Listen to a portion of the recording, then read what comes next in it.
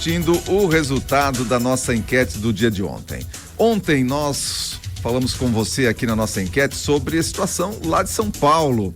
Por acordos partidários em São Paulo, Bolsonaro apoia Ricardo Nunes. A decisão tem sido contestada e gerado divisão quanto às opiniões dentro da ala bolsonarista do PL, especialmente com o crescimento da popularidade de Pablo Marçal, que disputa a atenção e o voto dos bolsonaristas descontentes com o apoio do PL a Nunes lá em São Paulo. E aí, nós pedimos para você, como você avalia a decisão do PL acatada também por Bolsonaro de apoiar Ricardo Nunes à Prefeitura de São Paulo? E aí, nós tivemos o seguinte resultado, com 30 e ficou muito equilibrado. Esse é uma constatação, muito equilibrado entre as três opções que foram passadas.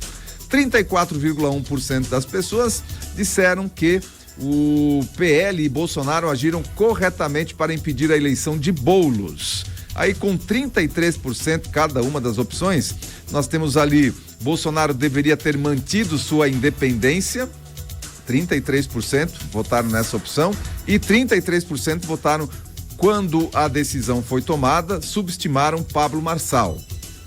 Então tem 33%, ficou muito equilibrado, né? 34,1% que acham aí que Bolsonaro e o PL tomaram a decisão correta para impedir a eleição do Boulos, e as outras duas opções com 33% cada uma, ou seja, que Bolsonaro deveria ter mantido sua independência, e quando a decisão foi tomada, subestimaram Pablo Marçal. O fato é que, se Pablo Marçal, e o que tudo está apontando, se Pablo Marçal for para o segundo turno, junto com Boulos, ou se for com o Boulos, certamente o Bolsonaro e o PL devem apoiar o Pablo Marçal. Agora, se vai para o segundo turno Pablo Marçal e o Nunes, aí quero ver como é que vai ficar a situação de apoios no segundo turno, se vai para o segundo turno Pablo Marçal e o Ricardo Nunes. Nesse momento, tudo apontando que vai Marçal e Boulos. Se realizar essa situação, aí é muito provável que o PL, enfim, os partidos que não são de esquerda vão apoiar Pablo Marçal. É uma constatação lógica, né? A enquete do dia de hoje, então, olha, foi noticiado ontem a anistia da vacina. Professores não imunizados contra a Covid-19 são absolvidos pelo governo de Santa Catarina. A anistia prevê regularização da situação dos professores que sofreram penalidades por conta da falta de vacina contra a Covid-19, incluindo recomposição financeira e retomada do cargo. Então, aqueles que foram afastados, ficaram sem remuneração, além de poderem voltar a atuar como professor no estado, vão ter a sua recomposição financeira daquilo que tiveram de prejuízo por conta dessas situações aí envolvendo perseguição, né? A gente teve perseguição a professores, foram afastados, tiveram suas remunerações cortadas, bloqueadas, enfim. E agora o governo de Santa Catarina dando anistia da vacina. Qual a sua opinião sobre a decisão de Jorginho Melo de anistiar os professores que não se vacinaram contra a Covid-19, que estão vivos, inclusive, né? Você concorda ou não concorda? Se você concorda, você vota no concorda. Se você não concorda, tem o direito de não concordar. Vota no não concordo aqui na nossa enquete do dia de hoje, que já está sendo compartilhada aí nos grupos de jornalismo da Rádio Cultura de Timbó. E eu já também colocarei aí à disposição para você que está interagindo no Facebook, no YouTube, para que você também pesquise ali. Olha, já estou colocando o link para você votar. Então, só pesquisa ali no chat do Facebook, por exemplo, já tem um link ali para você poder votar e participar na enquete. Da mesma forma lá no YouTube da Cultura. Olha, Indaial já registrou 19 denúncias eleitorais em 10 dias de campanha. Nos primeiros 10 dias, Indaial se destacou aí. Até ontem, era a terceira cidade de Santa Catarina com maior número de denúncias. Hoje o cenário já é outro, já a quarta cidade. Então, ao total, olha só, atualizado para você, o aplicativo Pardal já recebeu 472 denúncias no estado de Santa Catarina. sendo a maioria delas 270 denúncias por pessoas aí por irregularidades nas campanhas ao cargo de vereador. Aí em seguida vem aos cargos de prefeito, também vice-prefeito. Timbó conta com uma denúncia até o momento no aplicativo Pardal 2024. Indaial conta neste momento com 19, junto com Rodeio, que também conta com 19 denúncias.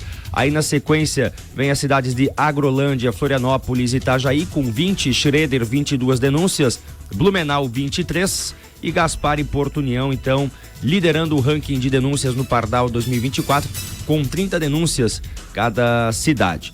Lembrando que você também pode fazer a sua fiscalização aí nas campanhas eleitorais através do aplicativo Pardal 2024, que pode ser baixado gratuitamente nas lojas de aplicativo móveis, disponível tanto no Google Play quanto na App Store. A Justiça Eleitoral sempre reforça a importância do aplicativo para manter a integridade do processo eleitoral, e aí você no aplicativo também tem acesso a uma série de itens do que são irregularidades nas campanhas, do que não são, até para evitar aí falsas denúncias. Muito bem, mais uma ferramenta aí disponibilizada pela Justiça Eleitoral para acompanhar as campanhas eleitorais. Olha, a cidade de Rodeio decreta luto oficial de 3 dias pelo falecimento do ex-prefeito Flávio Bete da Cruz. No início da tarde desta segunda-feira, 26 de agosto, a Prefeitura Municipal de Rodeio recebeu a notícia do falecimento do ex-prefeito Flávio Bete da Cruz, aos 82 anos. Flavião, como era conhecido, governou a cidade de Rodeio de 1993 a 1996. Em sua homenagem, a cidade decretou 3 dias de luto. No comunicado emitido à imprensa, a Prefeitura expressa suas condolências aos familiares, amigos e todos que tiveram o privilégio de conviver com Flavião. O ex-prefeito era natural de Lajeado, no Rio Grande do Sul. As informações sobre o velório e sepultamento na época da emissão, na hora aí da emissão da nota, ainda não haviam sido divulgadas. Mas está aí então decretado luto oficial pelo falecimento do ex-prefeito Flávio Bete da Cruz, ali na cidade de Rodeio, que governou a cidade de 93 até 96. E ainda falando de eleição, a pesquisa eleitoral de Blumenau foi divulgada ontem. Então ela está registrada ali em Blumenau e foi feita entre os dias 19 e 22 de agosto, entrevistando 600 pessoas com margem de erro de 4%. Mas, segundo o levantamento feito, Egídio Ferrari aí do PL despontando na pesquisa com 42% de intenção de votos. Ana Paula Lima do PT em segundo com 18%. Odair Tramontim do Novo com 16,20%. E aí não sabe, não respondeu com 12%. Na sequência tem Ricardo Alba do Podemos com 4,8%. Brancos e nulos com 3,7%. Por fim, Rosane Magali Martins do PSOL com 2,20%. Pois é, a pesquisa divulgada ali na cidade de Blumenau, com os candidatos, todos os candidatos, 5 candidatos que vão participar do pleito. Egídio Ferrari está com uma ampla margem, Egídio Ferrari pelo PL, uma ampla margem, porém, nesse momento, teríamos aí um segundo turno entre Egídio Ferrari e Ana Paula Lima do PT. Vejam que quando nós temos muitos candidatos, né, favorece, né, com pouca margem, os candidatos passam aí para a disputa do segundo turno. Veja que a Ana Paula, ela está com 18% e na margem de erro ali o Odair Tramontim com 16%. Vamos ver se o Tramontim consegue ir para o segundo turno, se o Egídio Ferrari consegue ampliar essa diferença, porque, vamos lá, só está no começo da campanha eleitoral, aponta aí até uma possibilidade de não ter segundo turno lá na cidade de Blumenau. Falta apenas aí 8%. Se o Egídio Ferrari consegue mais 8%, ele não precisaria disputar o segundo turno por lá. Claro que em termos de votação lá na cidade de Blumenau, com a população que tem lá, 8% é muito voto. Mas enfim, está desenhado aí a primeira pesquisa eleitoral da cidade de Blumenau, com o PL despontando lá com uma ampla margem de vantagem, 8%. E aí vamos lá, né? Vamos já desenhar um segundo turno entre Egídio Ferrari e Ana Paula Lima do PT. Quem iria com a Ana Paula Lima dos demais candidatos? Muito provavelmente só o PSOL, da Rosane Magali Martins, que está com 2,2%. Ou seja, a Ana Paula Lima chegaria aí aos 20%.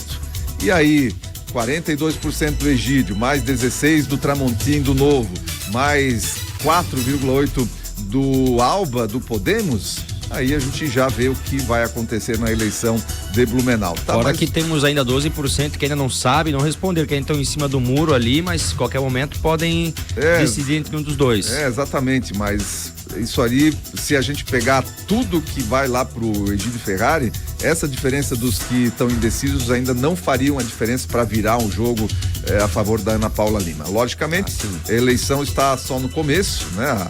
A campanha, aliás, está só no começo, mas está desenhado o primeiro quadro lá da eleição em Blumenau. Egídio Ferrari e Ana Paula Lima, nesse momento, estariam no segundo turno e muito provavelmente o Egídio Ferrari seria eleito com ampla margem aí prefeito num provável segundo turno lá na cidade de Blumenau. Lembrando que essa é uma pesquisa INCOP, do Instituto Catarinense de Opinião Pública e Estatística. Muito bem, nós vamos dando sequência aqui, agora sim falando do júri popular que vai acontecer na próxima quinta-feira. O júri popular do acusado de cometer ataque à creche em Blumenau será realizado na próxima quinta-feira, dia 29, a partir das 8 horas da manhã, no Salão do Tribunal do Júri do Fórum Central de Blumenau. Certamente é um dos júris populares mais aguardados. De acordo com o Tribunal de Justiça de Santa Catarina, para garantir a segurança e o bom andamento da sessão, diversas restrições foram estabelecidas. Apenas familiares das vítimas e do réu terão acesso ao julgamento sem presença de público externo. No dia do júri, a rua Zenaide Santos de Souza, em frente ao fórum, será temporariamente fechada no início e no término do julgamento. Um forte esquema de segurança será implementado. O julgamento não tem previsão de término. O homem está sendo acusado de 4 homicídios qualificados por motivo torpe, meio cruel, uso de recurso que impossibilitou a defesa das vítimas e crime contra menores de 14 anos, além de 5 tentativas de homicídio qualificado. Os promotores do caso serão Guilherme Schmidt e Rodrigo de Andrade Viviane. O nome da magistrada da 2ª Vara Criminal da comarca de Blumenau não teve o seu nome divulgado.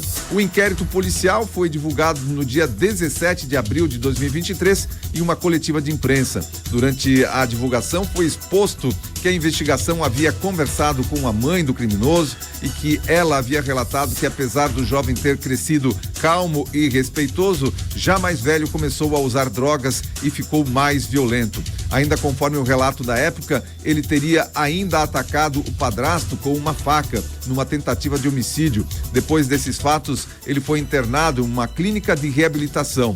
Na época, segundo o delegado Rony Esteves, o criminoso também era fascinado por um policial militar que conheceu em uma academia e que ele que fez ataque na creche, para mostrar ao policial que também era corajoso, pois fez o que poucas pessoas fariam, explicou o delegado Rony. O policial foi ouvido, mas qualquer participação no crime, claro, foi descartada. Após a finalização do inquérito, foi realizado o laudo de sanidade mental do homem. O resultado do laudo, divulgado em agosto de 2023, e mostrou que o criminoso tinha total capacidade de entender seus próprios atos no momento do crime.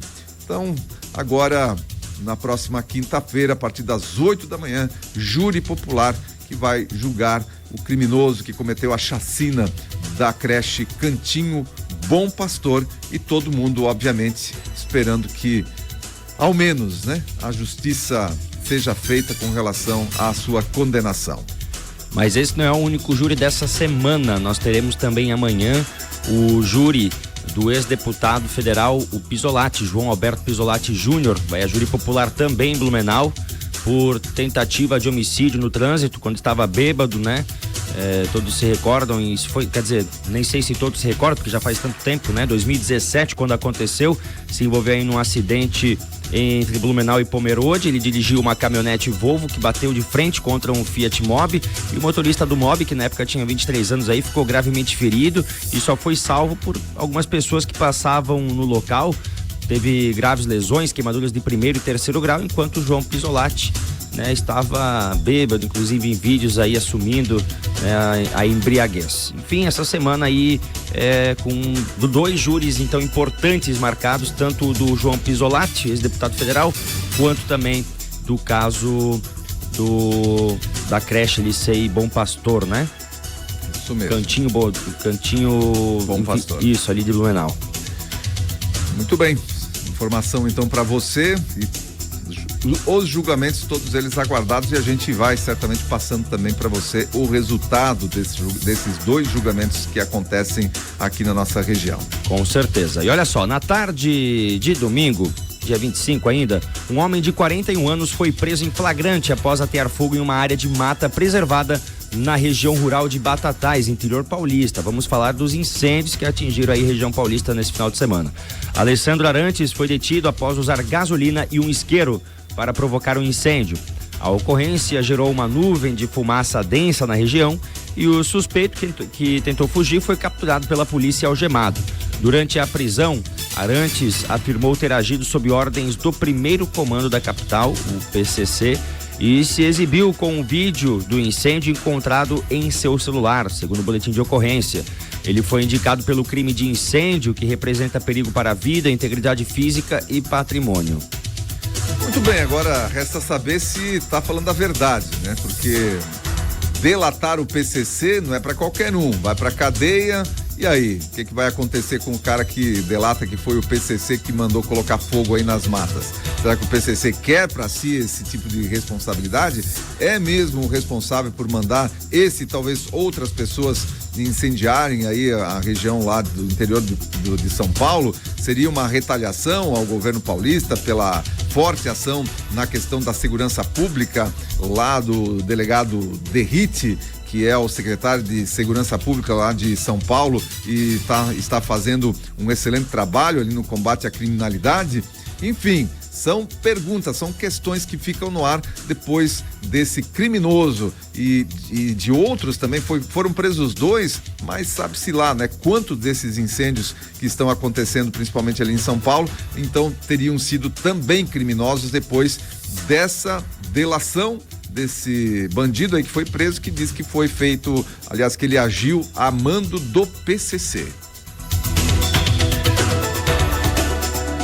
O governo tem problemas com as contas públicas, mas também com o déficit nas contas externas. E até julho, atinge o maior nível em 5 anos. O aumento das importações de serviços e a queda do superávit da balança comercial fizeram o déficit das contas externas atingir o maior nível desde 2019 para os 7 primeiros meses do ano, divulgou nesta segunda-feira o Banco Central. De janeiro a julho, o resultado ficou negativo em 25 bilhões de dólares. O déficit mais do que dobrou em relação ao mesmo período de 2023, quando tinha ficado em 12 bilhões e meio. Também chamadas de transações correntes, as contas externas medem a vulnerabilidade de um país diante de crises externas. O indicador é formado pela soma do saldo da balança comercial, da balança de serviços, exportações menos importações de serviços, pela renda primária, que engloba remessas de lucros ao exterior e pagamentos de juros de empréstimos, e pelas transferências pessoais de brasileiros que vivem no exterior às famílias. Mais um indicador aí das contas, né? Quando se fala em contas, tanto a parte interna, a balança comercial também apontando um déficit de mais de 25 bilhões de dólares, a maior desde 5 anos, né? O acumulado de julho, então, atinge maior nível em 5 anos. Mais uma conta negativa aí para o governo. Olha, o governo Dilma é responsável por metade do rombo no fundo dos Correios, é o que aponta aí informações trazidas por o jornal, e nós já vamos explicar como isso. Grande parte do prejuízo total do fundo de pensão dos Correios, o Postales, foi atribuída a operações realizadas entre 2011 e 2016, período correspondente ao governo de Dilma Rousseff. E a informação foi divulgada pelo jornal Estado de São Paulo em seu editorial da última quinta-feira. Recentemente, a direção da estatal dos Correios assinou um contrato de confissão de dívida com o Postales, comprometendo-se a pagar 7 bilhões e 600 milhões de reais, o que corresponde à metade dos 15 bilhões de reais acumulados em perdas. De acordo ainda com o jornal, 9 bilhões e 100 milhões de reais desse montante foram resultado de gastos durante a administração do governo petista. Muito bem, a foto que a gente está mostrando aí já diz tudo, né? Você acompanhou a fotinho da Dilma fazendo o L e na época dela o Postales, que é o fundo dos funcionários aí dos Correios, teve o maior rombo e sabe quem paga rombo na empresa pública? É o pagador de impostos. Os Correios são uma empresa que deveria ter aí uma sustentação própria, né? Com os seus recursos, com o seu faturamento, ter aí a sua lucratividade, claro, como uma empresa, e manter o pagamento aí das suas despesas e das suas dívidas também. Agora, vamos lá, sabe-se lá quanto que o governo vai precisar ajudar daqui a pouco ao Correio bancar essa dívida com o Postales, que é o fundo de pensão dos trabalhadores dos Correios.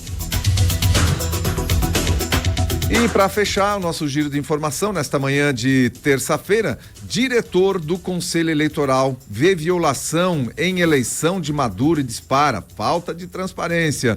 O diretor do Conselho Nacional Eleitoral da Venezuela, órgão independente do país responsável por fiscalizar processos eleitorais e instância máxima do sistema de votação, afirmou ontem, segunda-feira, que houve inúmeras irregularidades na eleição presidencial que supostamente reelegeu o ditador Nicolás Maduro para mais 6 anos no poder. Ou seja, ele só está falando que todo mundo já sabe, menos o Brasil aqui, que ainda espera a divulgação das atas.